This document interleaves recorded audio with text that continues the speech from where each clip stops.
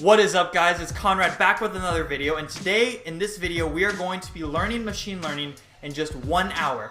Or if you have this video on twice the speed, we're going to be learning machine learning in just 30 minutes.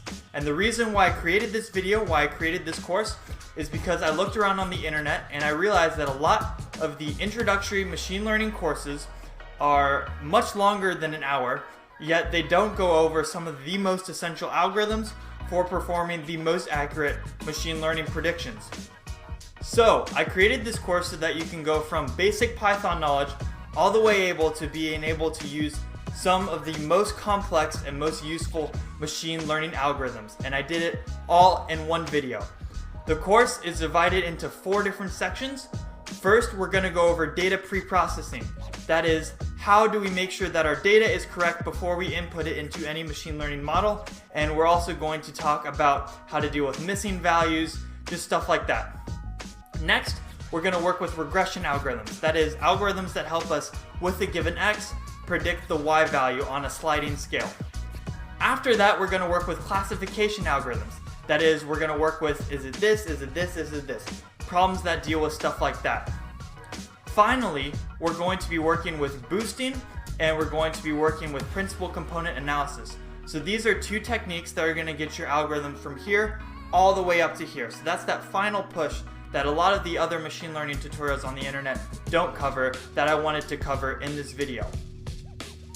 In this course, we're going to be using Google Colab and the Python library called scikit-learn. Scikit-learn is incredibly powerful and incredibly easy to learn, and it is also included in Google Colab. All the code for this course is on GitHub, so without further ado, guys, let's get started. Alright guys, hello and welcome to the course. In this video, we're going to be working with data pre-processing. So if you already know a little bit about this, feel free to skip, but something that's really important in machine learning is that we have our data properly processed, because data is everything when it comes to what we're actually putting into these algorithms. So first, how do you deal with missing data? Now, all the data sets that we're going to be using in this course are all nice and packaged up for you, courtesy of me and Kaggle and scikit-learn. But when you get in the real world, you'll find often that you're going to have missing data. So how do we deal with that? Because the model cannot handle missing data. It will throw an error and it won't work. Well, there are 3 things that we can do.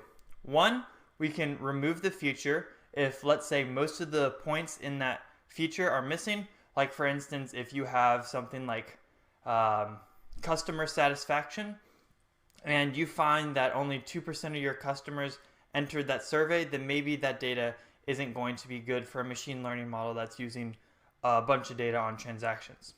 Also, you could remove the individual data point.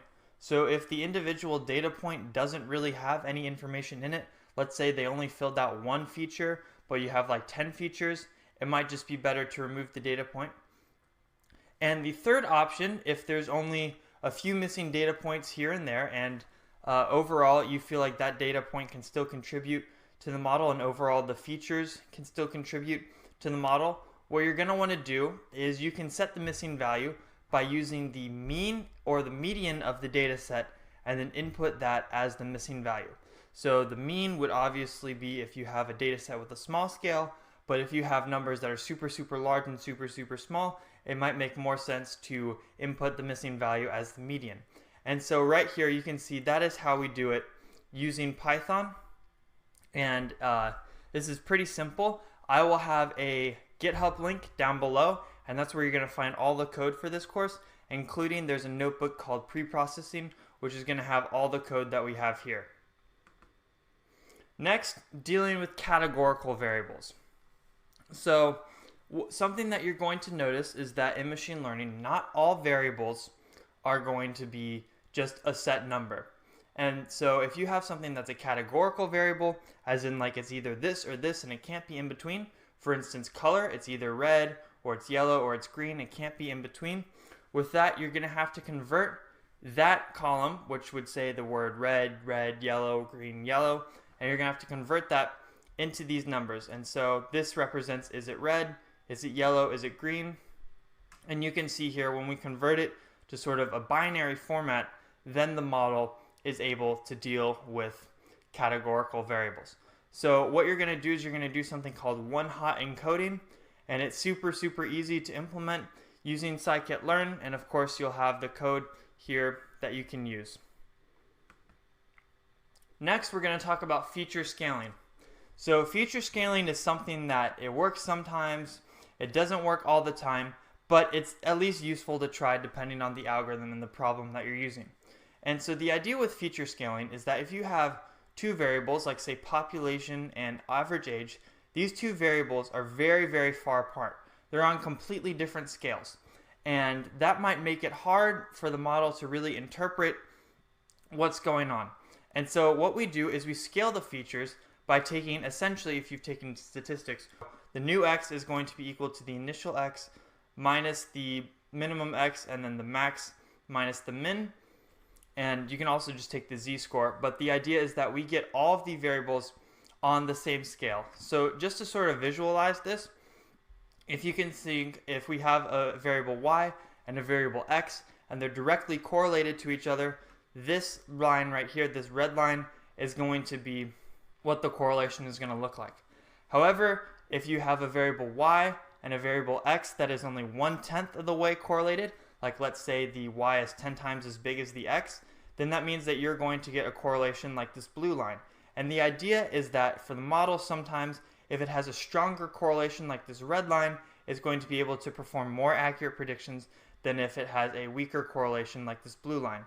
And so in order to do feature scaling in scikit-learn, all you're going to have to do is import your standard scalar and then set your x equal to scalar.fitTransform x. Last and most importantly, we're going to talk about choosing features. So when you're choosing features, it's really important that you don't have any miscellaneous features. So for instance, there might be an ID column that just contains the ID of the data point. You don't need to worry about that. Some things to note: you never want to have more features than you have data points. You may say, wait, how would that be possible? I'm going to have 10 features and 1,000 data points. And that's true for a lot of instances, but sometimes when you get to stuff like sentiment analysis and you're working with words, your features could be, is it this word, is it this word, is it this word? And you can get more features than you have data points. And so that's a big no-no. Also, you need to make sure that your features are correlated to the output. The idea behind machine learning is that we're trying to, from initial conditions, find an output value. So if the variables are completely unrelated, like, okay, let's try to predict someone's weight based on, what time they woke up. Okay, something random like that. If you just have a bunch of miscellaneous features, then the model isn't going to be able to perform strong predictions. Also, you want to make sure that the features are not too related to other features, because if you do that, the model is going to overfit.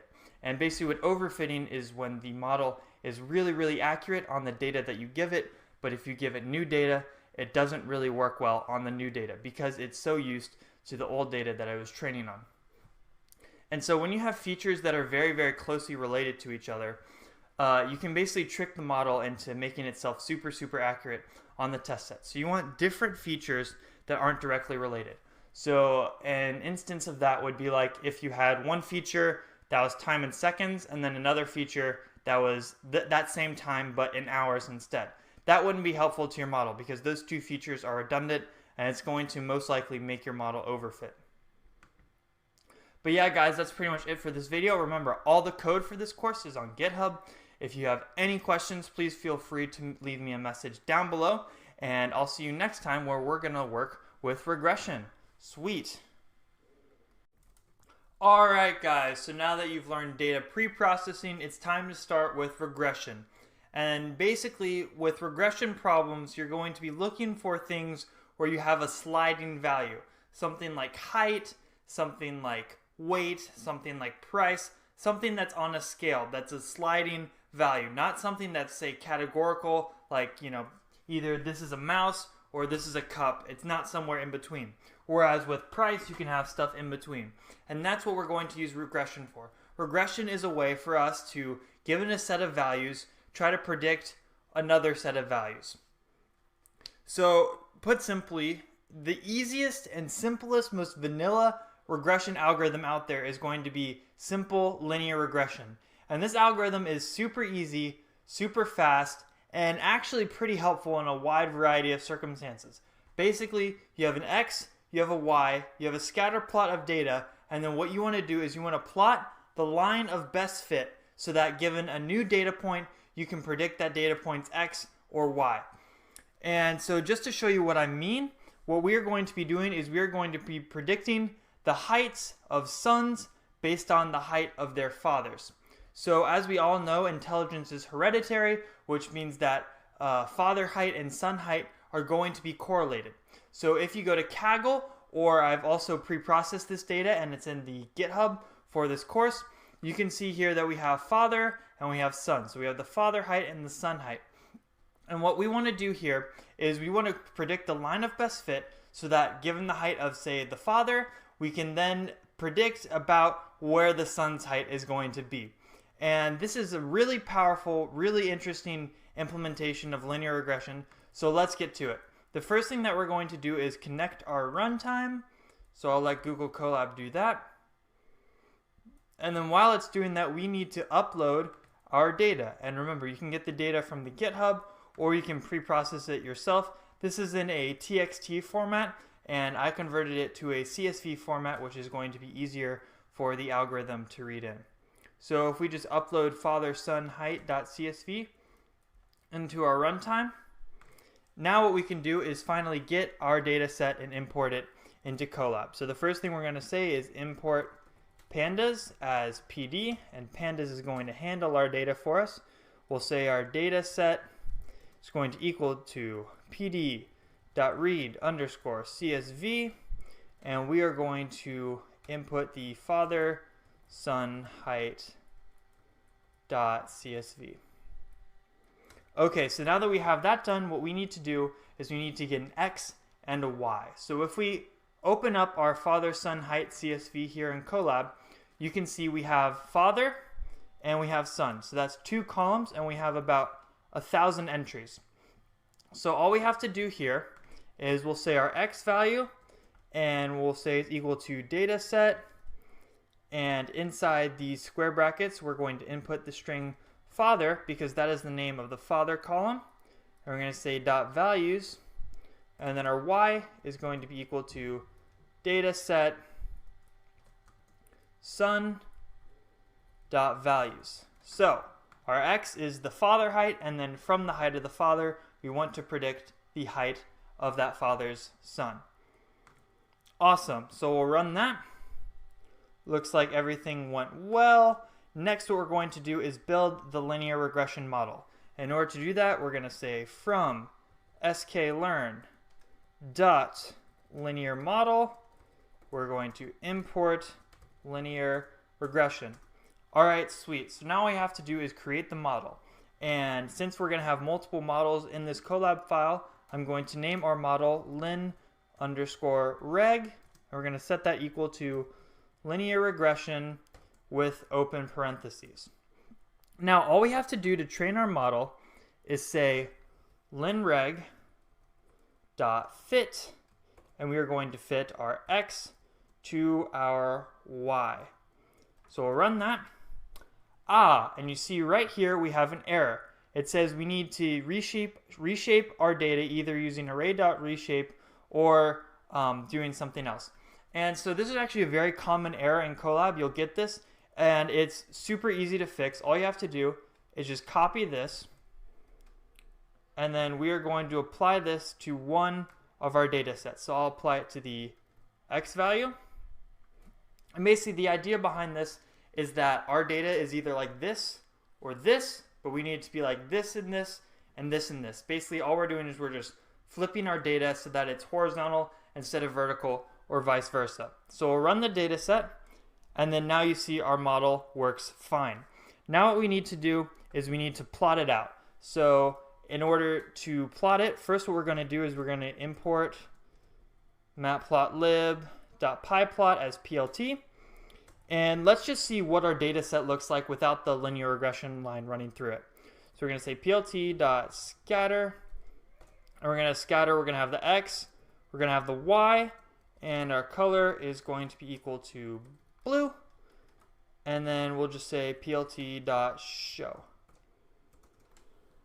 So as you can see right here, we have the height of a father, and then we have the height of a son here. And you can obviously see that there is a correlation, albeit not a very strong correlation between father and son. As we know, you can't perfectly predict the height of a child based on the height of their father, but there definitely is a correlation here. And what our linear regression model is doing is it's plotting the line of best fit that most perfectly matches this data set of the correlation between father and son. And so in order to get our line to show up, we're going to say plt.scatter, or excuse me, plt.plot, and we are going to plot x for the x value, and the y value, instead of being our known y's, we're going to have our predicted y's. So we're going to say lin reg.predict, and we are going to predict x. And then let's also make the color equal to red, because that'll show up nice on the blue. And then we'll make the line width equal to 4. And if we run that, you can see we have our linear regression line going through the scatter plot. And you can see here that this is a pretty good representation of our data, albeit it's not perfect, but then again, the data is pretty messy, so that's to be expected. Now, you may be wondering, okay, that's great, but what if our data is not just a straight line? What if our data would better be fit if it was, more like a curvy line? And for that, we're going to need to do polynomial regression. So in mathematics, if we go to Desmos, you have the idea of polynomials and polynomial degrees. So for instance, right now what we have is we have a linear model. So we have y equals x. Now what if our data is more complex than that? What we have to do is we have to raise the degree of our x. So like x squared, or x to the third, or x to the fourth, x to the fifth, etc., etc., etc. Now in order to do that, it's really, really simple. All we have to do is say from sklearn.preprocessing, we're going to import our polynomial features. Then from there, we're just going to say poly is equal to, and we'll say polynomial features. And then inside here, we'll set the degree equal to what we want our degree to be. So for instance, for a simple hoopy shape, I know it has an actual name, we'll set it to 2, and then as our model, if our data is more complex, we'll keep on raising the degree and see which degree works best on the data set. But as you can see right here, we'll just set degree equal to 2, and we'll say x poly underscore poly is going to be equal to poly dot fit underscore transform, and we're going to transform the x so that it is now polynomially represented. Now after that, we're going to say poly.fit, and we're going to fit x underscore poly to the y. Now we need to train our linear regression model on this new polynomial data set.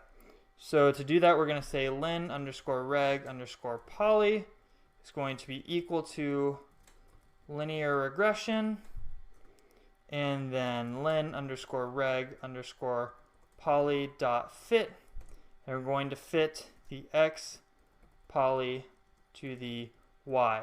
So we'll run that. Okay, it looks like our model worked. Now all we have to do is represent it. So if I copy this code right here and then paste it down here, all I have to do is, instead of saying linreg.predict, we're going to say linregpoly.predict, and then instead of predicting the x, we are going to predict the poly.fit underscore transform of x. So we'll run that, and it's a little bit hard to see, but you can tell that at the far ends, our curve flattens out a bit, so it's not just a straight line. And if we say raise the degree even higher, like let's say to the power of 4, you can see that the curve is a little bit exacerbated where it gets a lot thicker towards the top as it sort of starts to level off. All right, that's great. But you may be wondering now, what if we don't just have an x and a y? What if we have several x's and we only need to predict one y, or some combination of that? And in order to do that, you're not going to be able to graphically represent the x and the y here on the scatter plot, well, at least not until the very end of the course, but you're still able to perform linear regression and see how accurate your data is. And so this is where we get into the concept of multiple linear regression.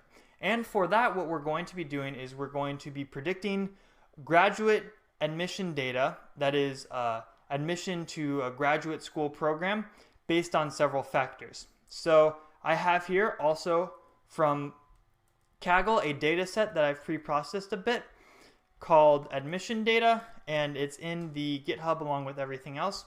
And you can see right here we have a bunch of x's like GRE score, university ranking, all that stuff, and then the y that we're trying to predict is the chance of admission. Now, we could make this a classification problem by saying if they got in, then they're in the admission category, and if they didn't, then they're in the rejected category. But instead, you see here we have a sliding scale of how likely they are to get in. And so that's what makes this a regression problem rather than a classification problem. And so the first thing that we're going to do is we are going to import our data set. So I'm going to re-import all the libraries just in case you guys are coming back later and resetting your Kaggle runtime. So we'll say import pandas as PD, and we'll say our data set will now equal pd.read_CSV, and we're going to read the admission data.csv.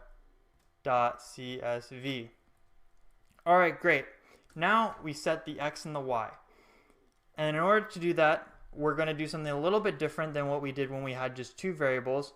We're going to say x is going to equal to dataset.iloc,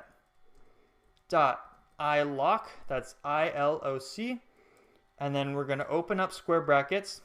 We're going to have just a colon, empty colon, and then here we're going to have our values. So what we want for the x is we want from the 0th attribute all the way to the 0, 1, 2, 3, 4, 5, 6th attribute. And then the 7th will be our y.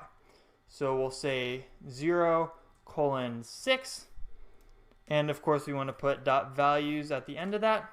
And then our y will be equal to dataset.iloc. And we'll say empty colon and then just 7th dot values for the last chance of admit column right there. So we'll run that. And now, as I told you before, we're not going to be able to graphically represent this because we have multiple x's and just one y, and we can't see into 6 dimensions with our eyes, unfortunately, at this point in time. So in order to see how accurate our model is going to be, what we're going to do is we're going to train on part of the data, but then set another part of the data aside.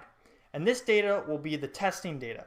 The idea is that we don't want our model to know the data set really, really well, but then when it's given a new example, it has no idea how to generalize what it learns, and then it fails. And that's what this testing data is for.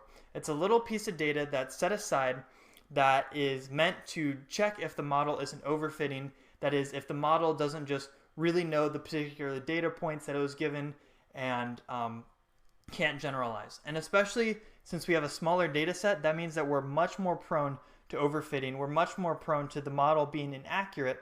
So in order to fix that, what we're going to do is we're going to have to split the data set. And luckily, scikit-learn makes this super, super easy. And even if you're not using scikit-learn, most people use scikit-learn just for this feature. And that is to split a training data and a testing data up for us.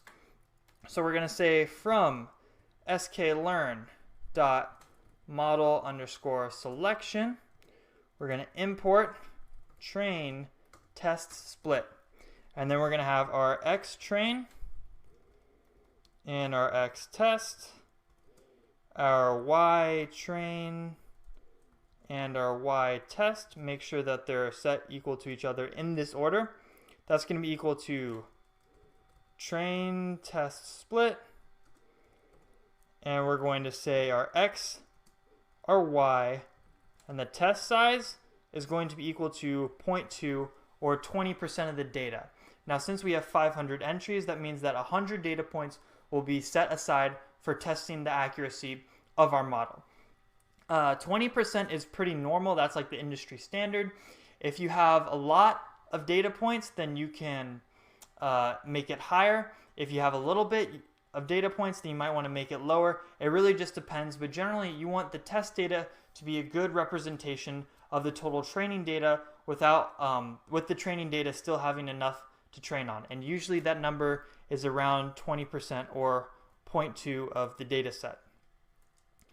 Alright, so with that being said, let's run it.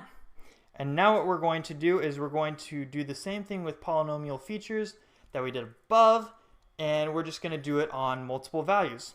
So we'll say from sklearn dot preprocessing import polynomial features, and we'll say multi underscore poly is going to equal to polynomial features, and we'll set the degree at first just equal to 2. Then we'll say x underscore poly is going to be equal to multi underscore poly dot fit underscore transform, and we are going to transform the X train.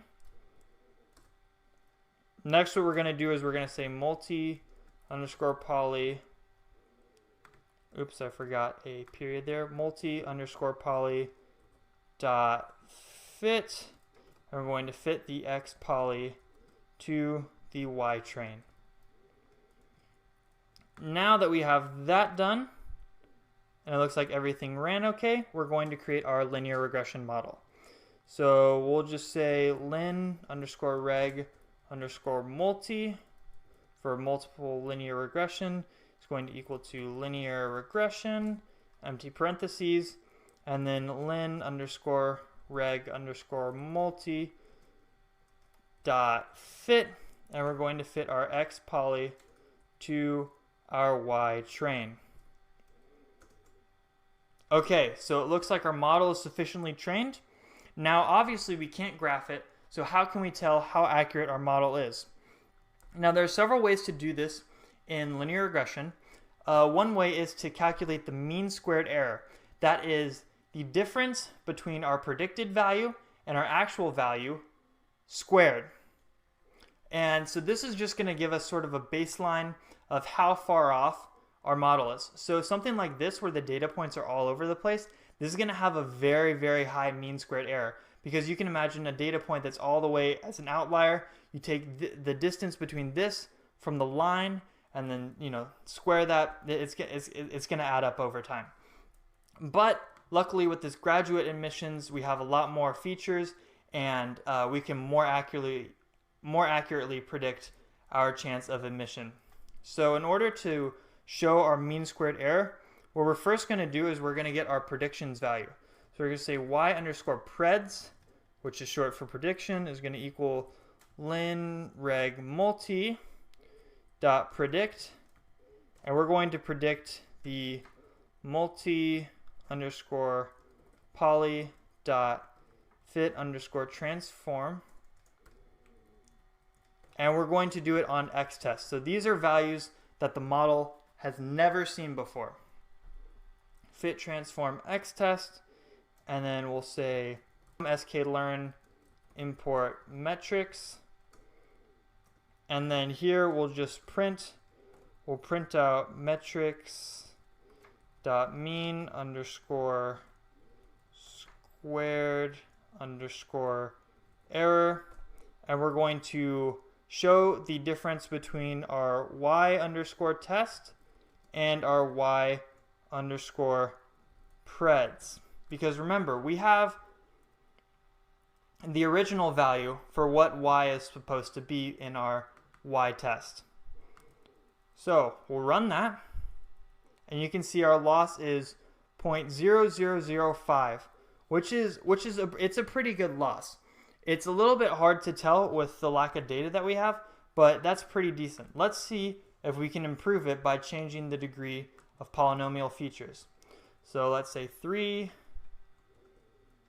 And unfortunately, polynomial features, that's just something that you're going to have to work out on your own. There's no real way to sort of map the correlation in your head. I think that went up. Now let's try 4. As you can see, 4 is taking longer to train on the data set. But we'll run it anyways. And it looks like 2 is the best, because if I recall correctly, if we just go back to 2, yeah, 2 is 0.005, and the other ones were like 0.009. But yeah, guys, that's pretty much it for the basic regression techniques. You now know how to do simple linear regression, how to map polynomial features, and how to add multiple x and y features to predict a particular y value. But yeah, that's pretty much it. I hope you guys enjoyed this video, and I'll see you in the next one where we'll be working with classification, which is a little bit more popular in machine learning, I'd say. Sweet. Alright guys, so we did some regression problems. Now it's time to work with classification. And in case you forgot, classification is when we don't have any objects, any values on a sliding scale. We either have something that is something or it isn't something. So in this example, we are going to be taking a look at a data set of breast cancer tumors and determining whether or not they are malignant or benign. So you can imagine this problem is hugely important because it can save lives and help doctors save time as well. So the first thing that we're going to do is we are going to connect to our Colab runtime, and once it's connected, we're going to press upload, and we are going to upload our cancer data set, which is called Cancer CSV. Alright, now that we have that, let's take a look at our data set. So if we open it up here, you see we have the ID, which is basically, you don't have to worry about that. It doesn't have anything to do with the machine learning that we're going to be doing. And then we have the diagnosis, which is M for malignant or B for benign. And then we have our radius mean, texture mean, and all these other data points about all these other features of a given tumor. And then from that, we are going to try to predict if that tumor is malignant or if it is benign. So let's import our data into Colab. First we'll say import pandas as PD, and then we will set our data set equal to pd.read_csv, and we will say cancer.csv because that's the name of our file. And then also remember, we have to split our data into the x and the y. Now as you can see, there are a lot of features and I don't feel like counting them all, so I'm just going to print the length of the dataset dot columns, and that will show us that we have 32 columns. So 32 columns, that means 31 indexes, and we don't need the ID index and we don't need the diagnosis because that's going to be our y variable. So that means that x is going to equal to dataset.iloc, and we're going to have just a colon, and then we're going to go from the second value 0, 1, 2, which is radius mean, all the way up to the 29th value. And of course we're going to put dot values at the end of this as well. And then let's also set up our y variable. Our y variable is equal to dataset.iloc, and it is just going to be the first column, which is to say the second column, because we have 0 and then 1. And I'll put dot values there. I'll run that. Okay, all is Gucci. So next it's time to do train test split, and it's really important to note that we need a training set and a testing set, even more so for classification problems, because something like misclassifying a tumor can be a matter of life and death. So being able to make sure that our model isn't just overfitting on our data and just understands our data really well, but doesn't understand new data is really, really important.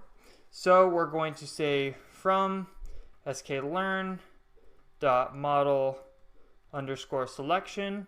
We're going to import our train test split, and then we're going to say the x train, the x test, the y train, and the y test are equal to train underscore test underscore split, our x and y, and we are also going to set our test underscore size equal to 0.2 or 20% of our data, which for 569 entries means that we'll have a little more than 100 entries saved for testing our model. So we'll run that. Looks like all's good. Next, what we're going to be doing is we are going to scale our data. So as you can see, some of these numbers are all over the place. For instance, you have numbers in the hundreds and then numbers in the 0.01s. And if you think of in a graph, if you have one variable, say like the x2 variable, that's super big and the other variable isn't, then it's going to be harder to see a correlation. What you want is you want all the variables to have a similar scale so that it's easier to find that correlation, that line of best fit. You basically want to exacerbate the features of the model and how they are related to each other. And so in order to do that, we do scaling. So we're going to say from sklearn.preprocessing, we're going to import our standard scalar, and then we're going to set scalar equal to standard scalar, and then we are also going to say our x train is going to equal to scalar dot fit underscore transform x train, and we'll do the same thing with our x test. And this will basically just ensure that our model can understand the data and doesn't get too confused with the numbers being all over the place. If we put all the numbers on a set scale, it's going to be easier for the model to draw conclusions. So we'll say x test is equal to scalar.fit transform x test. Great, so we'll run that. So now that our data is scaled, it's time to do logistic regression. And you might say, hold up, regression was the last section of this course. Shouldn't we be doing something with classification in the name? And I understand that that's confusing, but logistic regression is actually a classification algorithm. And the reason for that is that if you look at the image on the screen, what we're trying to do is we're trying to predict if a tumor is malignant or benign. So if it's 0 or if it's 1. And as you can see here, we can actually use linear regression to solve this problem.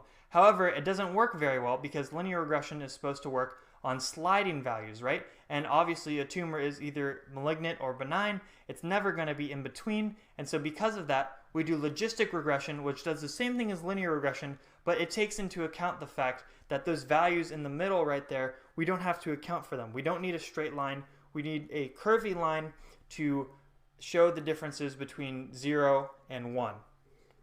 And so with that being said, it's time to import our logistic regression model. So we'll say from sklearn.linear underscore model, we're going to import logistic regression.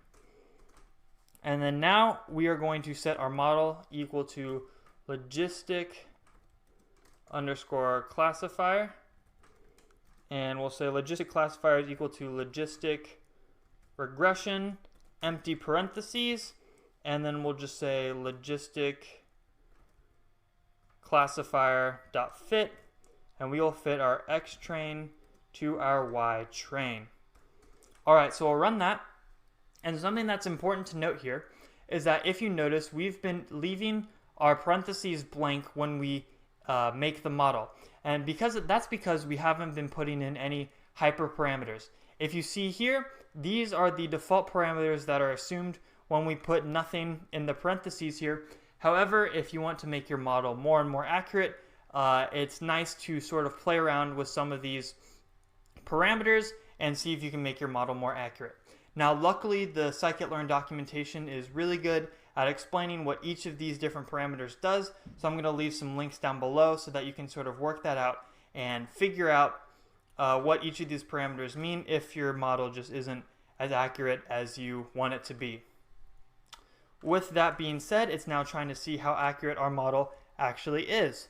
So what we're going to do is we are going to set ypreds, and we're going to set our predictions equal to logistic classifier dot predict, and we are going to predict the x-test values. And of course, we have the y-test values as well. So we just show the two, we just compare the two, and we'll be able to see how accurate our model is.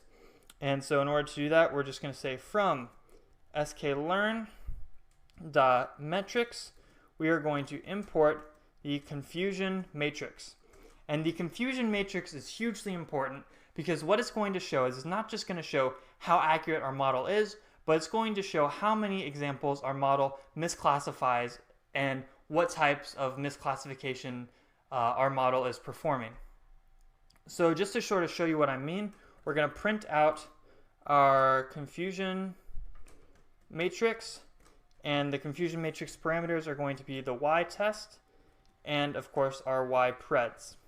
So let's print out the confusion matrix, and you can see right here you get 2 columns and 2 rows, and basically these 2 data points, the 69 and the 42, represent the number of correct predictions, and these represent the number of false predictions. So what a confusion matrix does is it gives you a little bit more info on what exactly your model is misclassifying and what your model is getting right. So up here, this represents the number of positive values that were predicted to be positive. This represents the number of negative values that were predicted to be negative. So since these numbers are both very high, that means that our model is pretty accurate in that sense. Now, over here, this 1 means that the model predicted that a value was positive, but in actuality it was negative. And this right here means that the model predicted that a value was negative, but it was actually positive. So in something like cancer classification, this is really, really important, because if your model is predicting that a bunch of tumors are benign when they are actually malignant, that's much worse than if your model is predicting that a bunch of tumors are malignant when actually they are benign. Because at that point, you know, the worst that could happen is you maybe get an extra checkup versus having a tumor grow into a more cancerous tumor and then eventually kill you. So that's why printing your confusion matrix is important, because there are lives at stake, people. Okay, so going away from that, we are now going to talk about support vector machines. And support vector machines are hugely popular in classification problems. You can also use them for regression problems. In fact, all the algorithms that we're talking about from this point on, you can use for regression as well. But we're just going to use them for classification because that's generally what they are used for. So in support vector machines, what you're trying to do is the model is trying to group individual data points such that the distance between them is as far as possible. And this is a really cool concept, and the math behind this is pretty advanced. I'm not going to explain it now. As always, I'll have resources for you guys to look and learn on your own if you wish. But if not, you can just implement the algorithm in like 3 lines of Python, which is pretty awesome. So let's import, say from sklearn.svm, we're going to import svc, and then we're going to set our svm for a support vector machine equal to svc. And then inside of here, we actually are not going to leave this empty. We are going to add a kernel, and that kernel is going to be equal to RBF. And this sort of goes in with the kernel trick, which of course I'll also leave resources for.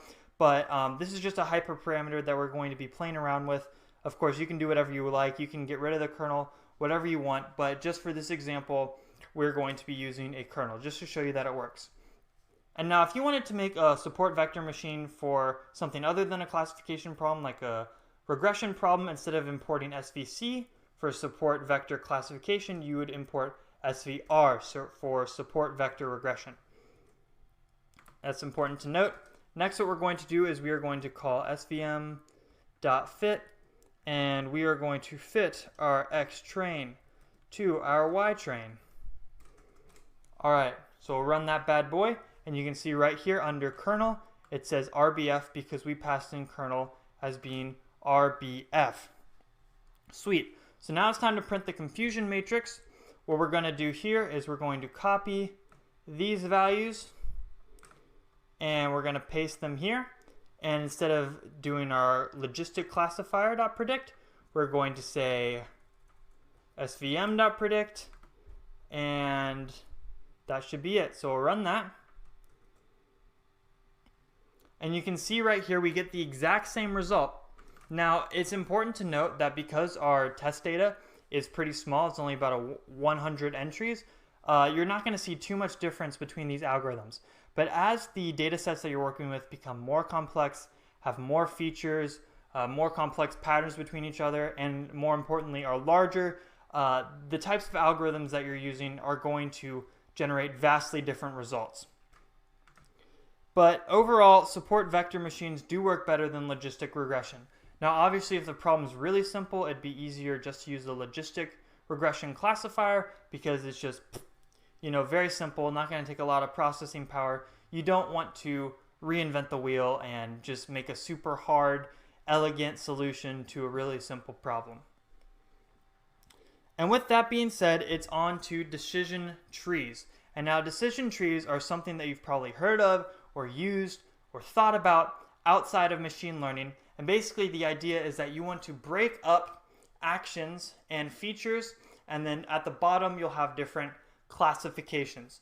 So an example that's popping up on your screen is, let's say you want to make a decision tree for deciding if a person is fit or unfit.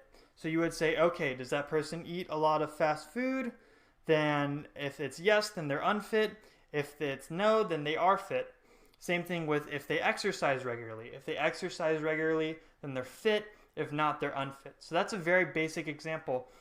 But a lot of companies use decision trees to map out more complex features and map out more complex trees of what a data set is trying to show when they're trying to classify new data points.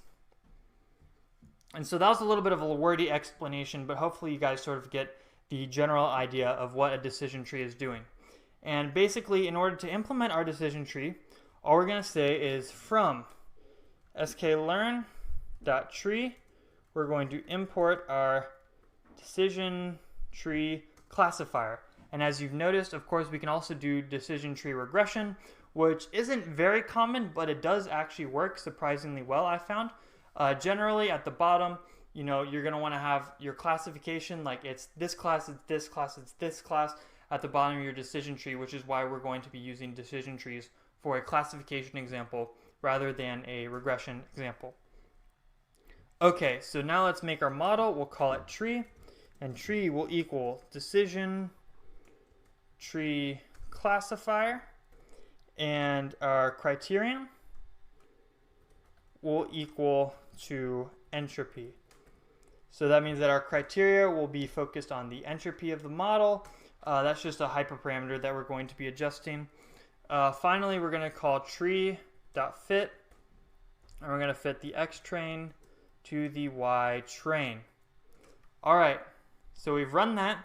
You can see right here that our criterion is equal to entropy, and now it's time to print out the confusion matrix. So I'm going to copy and paste the same code from above. Looks like I copied too much.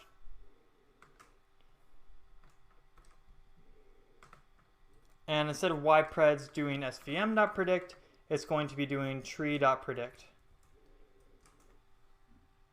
So we'll run that, and you see here this one decision tree is actually less accurate than our support vector machine and less accurate than our logistic regression example. And the reason for that is that one tree alone is not very strong. So if you think to those competitions that they have, well, they'll have a certain amount of items in a jar, and you have to predict how many items are in that jar. Something that's really interesting about human intuition is that each prediction will be pretty far off, but if you add up all those predictions and then divide them by the number of people who made those predictions, you'll find that you get a number that's very close to how many items are in that jar. And so that's something that's really cool about human intuition that also applies to machine learning. One tree is not going to be very strong, but if you have a forest of trees, then it's going to be a much stronger model. And that is the idea from random forest classification. And this is getting into what we would call ensemble learning. The idea behind ensemble learning is that you create a bunch of weak models, and then if you combine them together, you can make a really, really strong model. And that's what we're going to get to a little bit in the next video when we talk about optimization. But for now, we're just going to give you a taste of what's to come by creating a random forest. And basically a random forest is just a bunch of decision trees. You add up their predictions, divide them by the number of trees, and then you're going to get a more accurate prediction. So we'll say from sklearn.ensemble, we are going to import our random forest classifier. And remember, you can do a random forest regressor too if your problem is a regression problem. And we'll say forest equals random forest classifier. And our number of estimators, or number of trees, is going to be equal to, let's just start out with 100 trees. And our criterion will be equal to entropy. And it's important to note, decision trees are extremely powerful, but unlike some of the other algorithms, classification algorithms that we've worked with, they are prone to overfitting, which is why it's important that we have a test set so that we can make sure that our algorithm doesn't really understand our data set well, but not understand new data points. So we'll set criterion equal to entry, and we'll just say forest.fit, and we'll fit the X train to the Y train.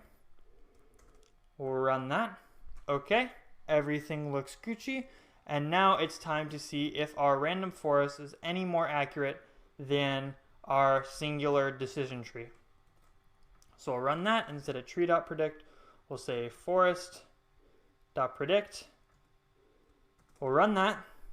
And you can see now instead of 5 incorrect predictions, we only have 4 incorrect predictions. So you can see that between each of these examples, the actual gained accuracy is rather marginal, and that has more to do with the data set and the size of the data set and the testing set than the actual algorithm. But you can see overall, our support vector machine performed the best, as well as our logistic regression classifier. However, our random forest did not perform as well for this particular problem. Some problems you'll find that the random forest works better. Generally, you're going to want to use a support vector machine. There are some problems with support vector machines, but overall support vector machine is probably the best classification algorithm that we've looked at, up until when we get to the next video, which is optimization. And with optimization, we're really going to dive in to ensemble learning, and we're going to see how powerful it can be, and also how quickly you can build a model with ensemble learning versus just doing something like deep learning. So yeah, guys, that's pretty much it for this video, and I will see you in the next one. Sweet! Alright guys, it's time for the final and most exciting part of our course, and in this video we are going to be working with optimization. So you sort of had the basics for some of the really popular machine learning algorithms. Now it's time to take those algorithms to the max and really push the accuracy on how well we can predict cancer based on several different factors. So the first thing that we're going to do is we're going to connect to our runtime, and we're going to upload our cancer data set. And here's our breast cancer data set. And we're going to do some pre-processing. So we're going to say import pandas as PD.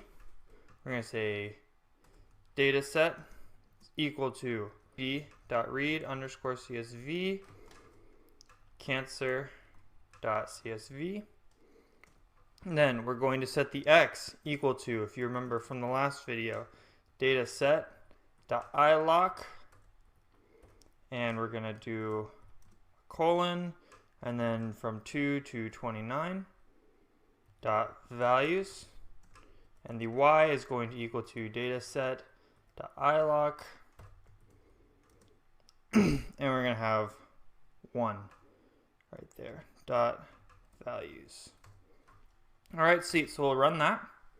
Next, what we're going to do is we're going to do our train test split, so that we'll have a test set to test how accurate our model is. So we'll say from sklearn dot model underscore selection, we are going to import the train test split, and we're going to say xtrain xtest ytrain ytest equal to train test split, our x, our y, and we'll set our test size equal to 0.2. So we'll have 20% of the data set aside for testing. Okay, so we'll run that. Looks like everything went smoothly. And now, if you remember at the very beginning, the pre-processing part of our course, we talked about scaling. So we're going to see if we can improve the accuracy of our model by scaling all of our values so that they're on the same spectrum. And in order to do that, it's really simple with scikit-learn. We're going to say from sklearn.preprocessing, we are going to import standard scalar, and then we're just going to say our scalar is equal to the standard scalar, and then we're going to say our xtrain is going to equal to scalar dot fit transform our xtrain, and we're going to do the same thing for our xtest. So xtest is going to be equal to scalar dot fit underscore transform xtest. So I'll run that, and now you can see that all of our values are scaled. So if I print out, let's say, xtrain, you can see here all the values are in a certain range. Okay, so now that we have that done, it's time to work with our first way of optimizing. And we are going to do something called principal component analysis. And in principal component analysis, if you noticed our cancer data set, we have a lot of different features of our model. Now, what principal component analysis is going to do is it's going to take those features and it's going to reduce them. So how does it reduce the features? Well, if you remember with linear regression, we had two variables, we had an x and a y, and we wanted to try to predict new variables based on the correlation between those two data points. And that's essentially what we're doing in principal component analysis. Now, given in principal component analysis, you are measuring the direct distance from the line versus in linear regression, you are measuring the vertical distance away from the line. And what we're going to do is if we have two variables that are highly correlated, what we can do is we can say, okay, so all of these two variables, the correlation is represented by a line, as you see here. Now, if it's represented by this line, we don't need to have the x and the y. We can just have the x as a scalar value because we don't have to worry about direction anymore. And so that's basically how you can reduce dimensions. And it's super easy to implement, and you can get higher accuracy on your model if you have a lot of correlated features. And also, if your data set's really large, this can help to reduce the dimensionality of your data set. So this is really useful. What we're going to do in here is we're going to take all of these features and we're going to reduce them to just 2 dimensions, and by doing that, we can perform just simple logistic regression that we can actually print a graph out of. So we'll say from sklearn dot decomposition, we're going to import PCA for principal component analysis. And then we're going to say PCA is equal to PCA, and our number of components will just equal 1. So we'll take all of our x values and then just turn them into one single data point. So we'll say our x underscore train underscore scaled is going to equal to PCA dot fit transform x underscore train. And now, just to sort of show you what I mean, you see up here we have all these different values. If we print our x underscore train underscore scaled, and let's just print, let's say, the first 10 values, you can see right here that we've taken all these features and reduced them to just 2 features. Alright, so now that we have all of our x variables in one single feature, it's time to do some basic logistic regression. So first, let's just plot out our x and our y. So we'll just say import matplotlib.pyplot as plt. And we're going to say plt.scatter. And we're going to have the x train scaled and the y train. And then we'll run plt.show. Enter that. And you can see here, we could easily perform logistic regression on this. You can clearly tell that there is a boundary here where it goes from 0 to 1. Now, obviously we have reduced the dimensions so much that this isn't going to be a very accurate model. For instance, this whole area right here is in congruence with this area down here, so we're going to get some inaccurate predictions. But we could make a very simple version of logistic regression using just two variables, just an x and a y, which I think is crazy. Okay, so now that we have that done, it's time to work with gradient boosting. And so far, the algorithms that we've used for machine learning are pretty vanilla. What gradient boosting does is, if we go back to ensemble learning that we learned about in the last video, it's going to make a bunch of different models, and then using something called gradient descent, which you'll learn about if you take my Keras course where we work with neural networks, it's going to use gradient descent to try to find the best model, and it's going to take different features from different tinier models and then combine them all together at the end to form one massive, very accurate model. And so for gradient boosting, we're just going to say from sklearn.ensemble, we're going to import our gradient boosting classifier. I remember you can also do this for regression, of course. And gradient boost, which is what we're going to call our model, is going to be equal to gradient boosting classifier. As always, you could adjust the hyperparameters if you wish. And we're going to say gradient boost.fit, and we're going to fit our x train to our y train. Okay, so let's run that. Next, what we're going to do is we are going to print out our confusion matrix and see how well our algorithm works on the test set. So we're going to say ypreds is equal to gradient boost.predict, and we're going to predict the x test. And then we're going to say from sklearn.metrics import confusion matrix, and then we're going to print the confusion matrix of the y test in comparison to the ypreds. So we'll print that out, and you can see we don't misclassify any here, and we get 6 classifications wrong here.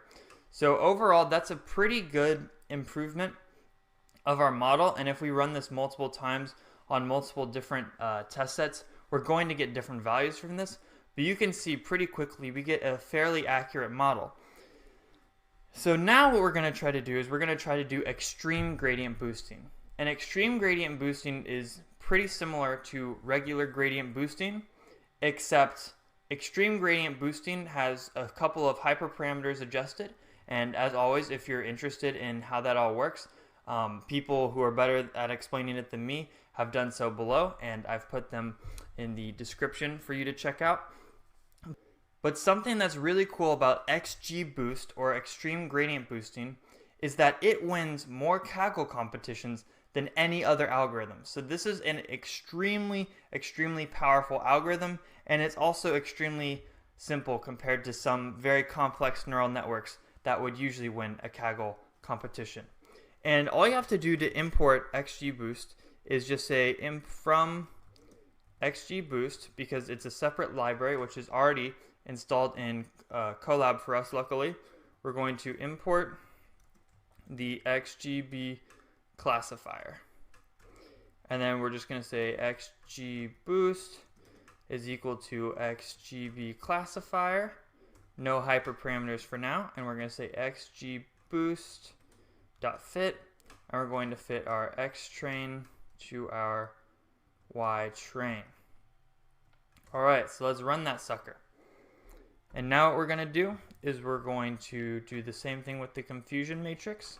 So I'll copy that, paste it into here, and instead of gradient boost.predict, we will say xgboost.predict. So we'll run that, and you see this only makes 4 mistakes, whereas the other one made 6. So that's a pretty marginal, it seems like pretty marginal gain in improvement, but still, we have an extremely accurate model. And just like that, you guys have worked with gradient boosting and you've worked with principal component analysis. You know how to make many different models. You know how to make those models more accurate. You know how to deal with the test set. You know how to make sure that your data set is correct for the problem that you've tried to solve. And you've really come a long way. So pat yourself on the back. And now it is time for our extra credit assignment. And in the extra credit assignment, I want to show you what a difference makes if we don't do standard scaling. So what I'm going to do is I'm going to run over the data set again. And we are not going to run this cell with the standard scaling.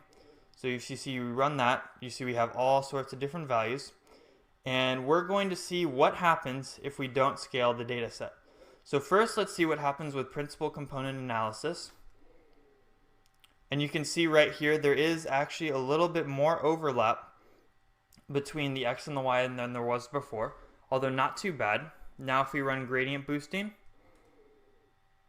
you can see we get actually a little bit more accurate for gradient boosting, and if we do extreme gradient boosting, we get an even more accurate prediction. So something that's important with transforming, with scaling your values, is that sometimes it doesn't work. It really depends on the problem.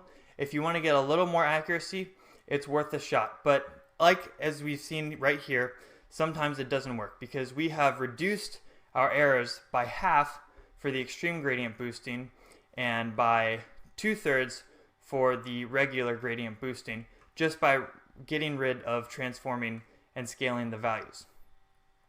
But yeah, guys, that's pretty much it for this video, and I hope to see you in the next one. Sweet. Congratulations.